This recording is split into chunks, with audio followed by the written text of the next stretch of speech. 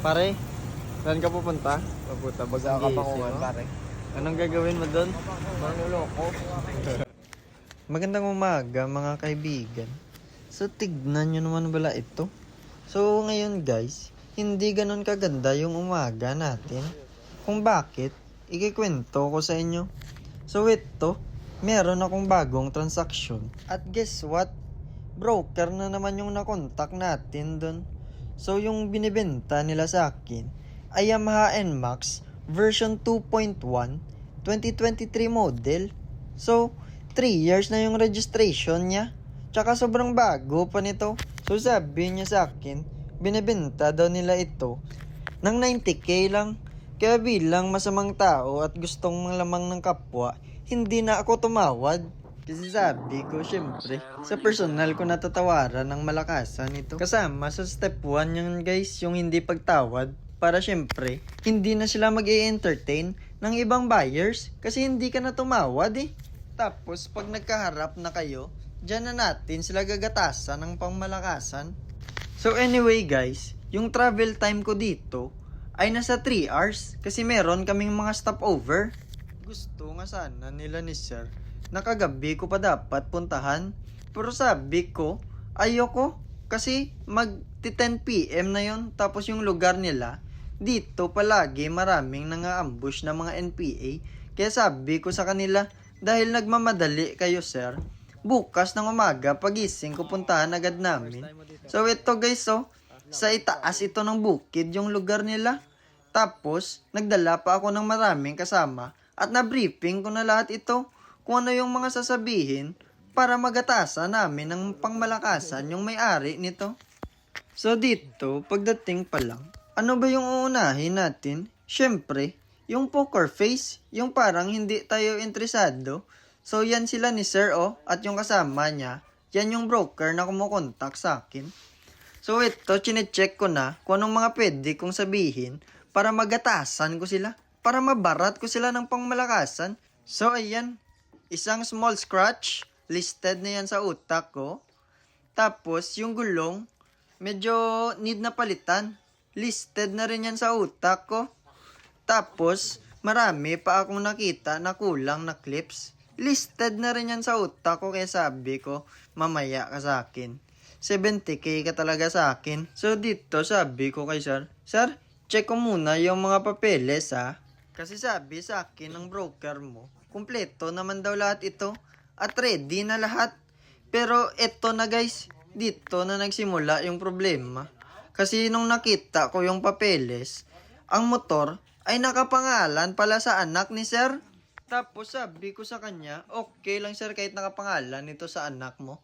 Bigyan mo lang ako ng ID niya. Tapos kahit i-meet up ko na lang siya para sa pirma niya. Kasi yung anak niya ay nag-i-schooling ngayon at malapit lang sa lugar namin. Pero itong lugar nila ay sobrang layo sa amin. Kaya sabi ko sa broker, pare, sinabi ko na sa'yo na sure bulin yung papeles. Kasi sobrang layo ng pinanggalingan namin. So tignan mo bala, magkakaproblema pa tayo. So dito, hinanap ni sir kung meron bang ID yung anak niya na natira. Tapos, bigla niyang sinabi sa akin, graduation picture lang yung meron siya. So pwede na daw ba iyon? Kasi ama naman daw siya. Siya na daw bahala yung pumirma. So dito, nalaman ko na hindi pala gaanong alam ni sir yung proseso sa pagbenta ng motor. Kaya sabi ko sa kanya, so ito sir, para hindi ka naman problema, i-contact mo na lang yung anak mo. Kasi madali naman akong kausap. Sobrang dali ko talagang kausap guys, basta magatasan lang kita. Ako na yung pinakamadali mong makakausap. So dito, wala talagang nakitang ID si sir. Tapos sabi ko sa kanya, kontakin na lang natin yung anak mo sir. So dito, nagdududa na ako. Kasi parang chine-change topic ni sir pag sinabi ko na tawagan yung anak niya. Pero na-corner ko siya. Sabi ko sa kanya, tawagan na lang natin yung anak mo. Pero wala silang load. Kaya syempre, hindi ko na na-video, isasabihin ko lang dito. Kasi cellphone ko yung ginamit niya pang tawag. So pagtawag sa number ng anak niya, sabi niya, Oy anak, papa mo ito. Meron ka bang ID dyan? So sabi naman ng anak niya, bakit? Aanuhin mo ba yung ID ko? So pahina na sinasabi ng tatay niya sa kanya, ibibenta ko yung Inmax mo. Papalitan ko ng Honda Click. Tapos biglang sumabat yung anak niya. Ay, bakit mo ibibenta yung Inmax ko? Parang nagde-decide ka sa sarili mo, how? At yun, nung narinig ko yun, bumagsak sa akin yung mundo. Ibibenta niya pala yung Inmax na ito. At anak niya yung may-ari. Tapos hindi pa pala alam nung anak niya na ibibenta niya ito.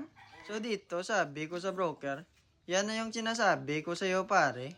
Mahirap talaga pag minamadali nyo makuha yung mga finder's fee nyo.